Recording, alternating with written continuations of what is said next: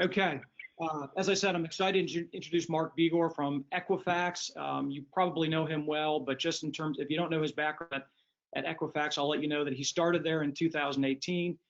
And with him at the helm, the company's achieved, if you follow them, it's just amazing financial performance through the times of the pandemic. And he's also really pioneered Equifax move to the cloud and his expansion into the use of alternative data. So, Mark, obviously, Equifax is a great partner of ours. We're thrilled to have you here. So take it away.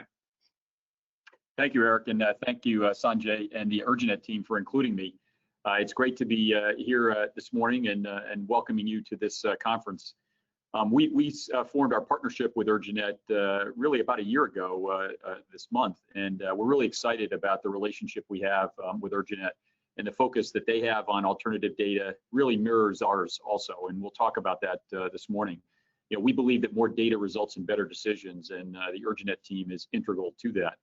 We actually expanded our relationship with Urginet in the last few months, where we also made a financial investment. So we're also an equity partner of Sanjay and his team. So we're very closely aligned, and we're actually about a block away from each other here in Atlanta. You know, the world is in a really unprecedented times, you know, with COVID. It's really had an impact that's really quite remarkable. We use that term quite frequently over the last, you know, few months, unprecedented, but it's really had a huge impact on consumers, and it's had a huge impact on our customers. And the power of alternative data is never more valuable. It's never more valuable to our customers, and most important, to the consumers that can benefit from the use of alternative data in financial decisioning, which is a big part of our business. It's a unique climate that none of us would have predicted. You know, a year ago, even 6 months ago, this dialogue would have been more about the use of alternative data to enhance thin files, or those in the unbanked population, and moving them into the more formal financial sector. That's really changed. And if you think about the thin file population, fully 13% of the US population, or more than 32 million consumers, are not scorable today by traditional credit scoring methods. And that's the power of alternative data that we were talking about pre-COVID, but that's certainly changed, you know, with COVID, and the value of alternative data is even more so today than it's ever been. You know, whether a consumer's prime, subprime, thin file, or credit invisible, COVID has likely changed their world. There's close to 13.6 million people out of work today in the United States, according to the August report from the US Bureau of Labor Statistics. And more than 40% of the US population has experienced either a job loss or a pay decrease from the salary reduction and furloughs that have been used across corporate America to really manage through this unprecedented COVID pandemic. That's so different than what we're used to in prior recessionary environments. If you go back to the 08-09 financial crisis, there was nowhere near the scale of salary impacts or furloughs and impacts on households that we're seeing today. Credit files remain a very important indicator of credit history and past financial reliability, but major events like a job loss or income change may change the ability of a consumer to pay current obligations or take on new loans, but may not immediately appear in that credit data. This is where alternative data is so valuable. It's why Equifax continues to bring multiple data assets together, like the incredibly valuable Urginet data, and it's why we believe that more data results in better decisions. Equifax is a global data analytics and technology company, and we're focused on harnessing the cloud to bring speed of decisioning to our customers, and really leveraging that to bring more data solutions, because of that core belief we have that more data results in better decisions. You know, when you look at the impact of the COVID pandemic, the first reaction most of our customers are having is to change lending standards to really manage through the uncertainty of the current environment. Moving cutoff scores up, reducing originations because of the uncertainty around consumers. Prior to COVID, lenders would have been confident in decisioning close to over 60% of the population, or 161 million consumers, because of the strength of their traditional credit file. COVID has decreased that dramatically by almost 50% to 95 million, or 38% of the population, because of the uncertainty around, is someone still working? How much are they paid? You know, what is their real financial viability?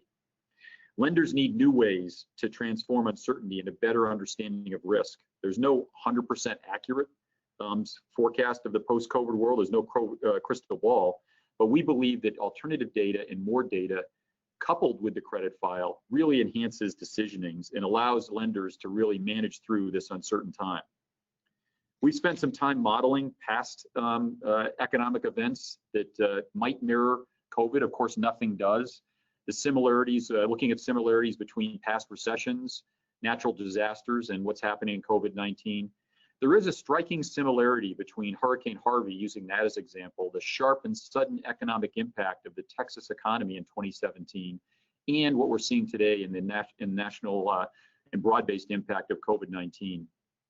Hurricane Harvey caused immediate business and employment disruptions, much like the COVID environment, due to evacuations and lost utilities and damage to structures and equipment from that event. The regional impact was quick and significant. From some estimates, Harvey's cost at least $125 billion in economic damage. After Hurricane Harvey, job losses and pay reductions, even if temporary, yielded significantly higher delinquency rates in that economic region. The delinquency rates were quite low initially due to accommodations that lenders were giving to consumers that were impacted in that time. We're seeing a similar trend during COVID-19. Our models of economic data from Harvey, alongside our current COVID information, predict we're on a trajectory for consumer delinquencies to really accelerate and could be as much as 23% higher than they were pre-COVID in January. We're seeing a future impact on credit losses on all credit bands. This isn't impacted to near prime, subprime. It's also impacting prime or super prime consumers. And if you think about a household that pre-COVID might have been a dual career family, maybe making $150,000 a year, and then one of the parents now has a 25, 30, or 50% salary reduction, that has a major impact on their ability to pay that really isn't reflected fully in their credit file. And we believe that this is going to have a big impact and result in a big impact on all consumers going forward. We're focused on really driving the use of alternative data to supplement the credit file in this challenging time frame. Best practices, which all of our customers employ, is using a layered approach to credit decisioning, starting with a traditional credit file, but then extending that decisioning with other insights from other alternative data to really enhance that credit decision using more than just the traditional credit file. We're working closely with our customers over the past number of months during the COVID pandemic to really better leverage the traditional credit data now to understand the financial profile of consumers for future loans, credit line increases, or other services. And really looking at more recent data, versus longer term data, we believe has a much more predictive impact on that decisioning. So looking, for example, over the last 3 to 6 months, there have been in very large impact from accommodations on consumers. So it's forcing us to look and forcing our customers to look over a longer time frame, perhaps over the last 24 months, to see how that consumer performed.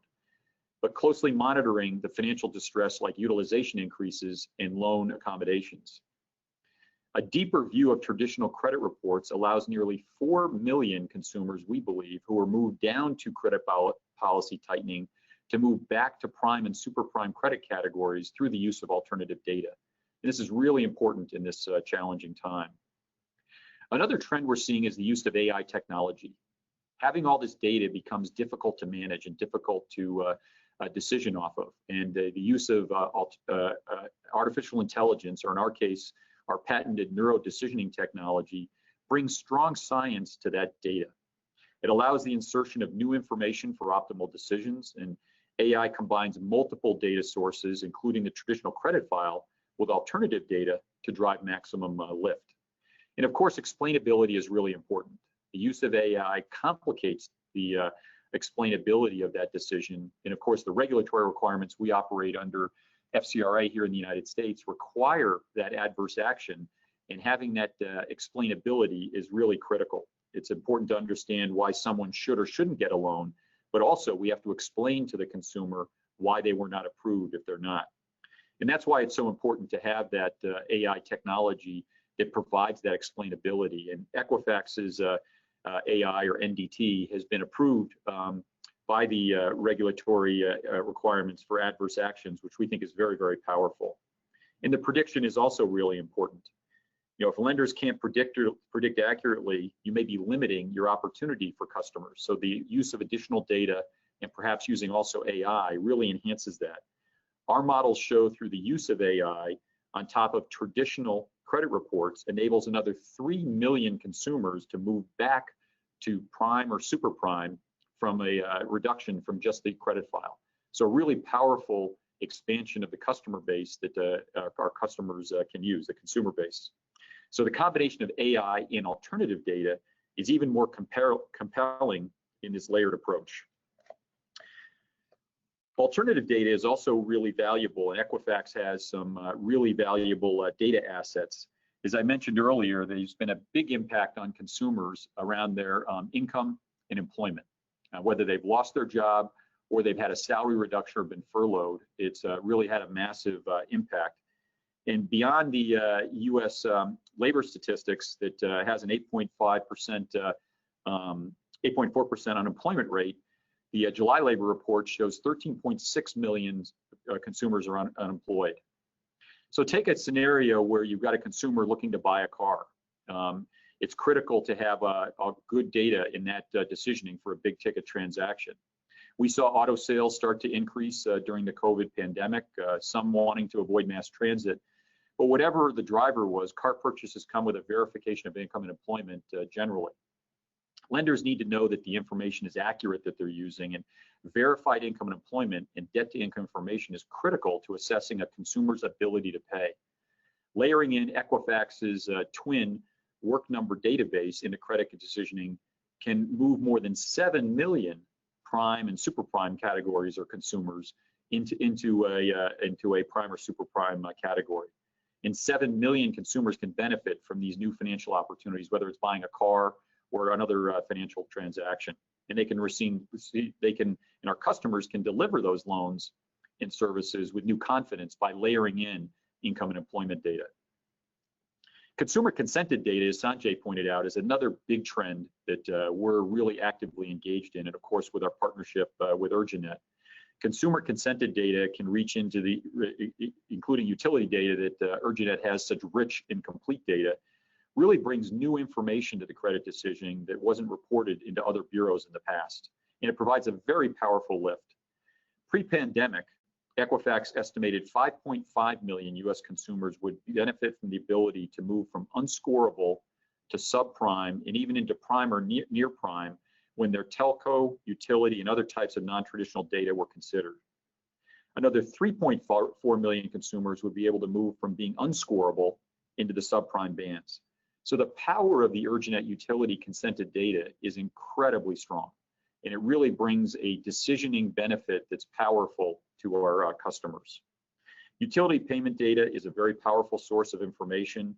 Urjanet surveys show that the majority of consumers have a utility or telecom payment data available. A Urjanet survey showed that over 90% of the respondents had at least one trade line, whether it was electricity, gas, telecom, or cable in their name, and over 70% of respondents had online electricity, telecom, and cable accounts in their name.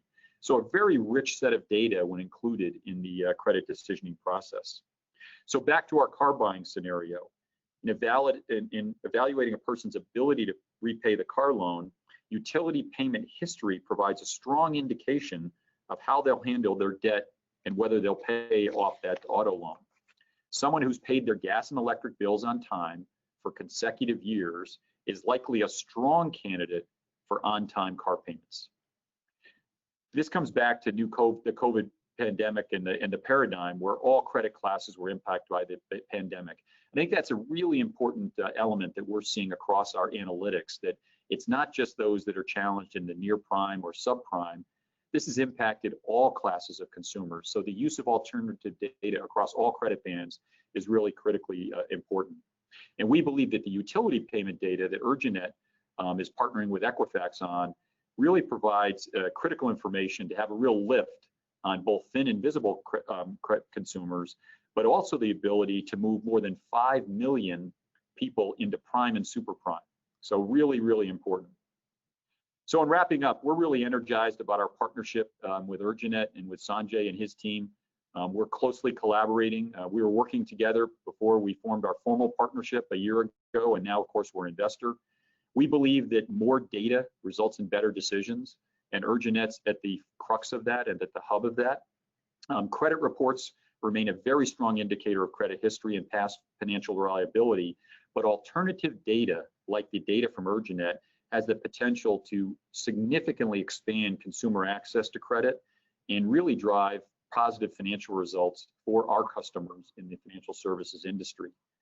Deeper data and insights really drives better decisions, and we're big believers that the UrgentNet data is a part of that alternative data that Equifax is bringing to all our customers across the United States.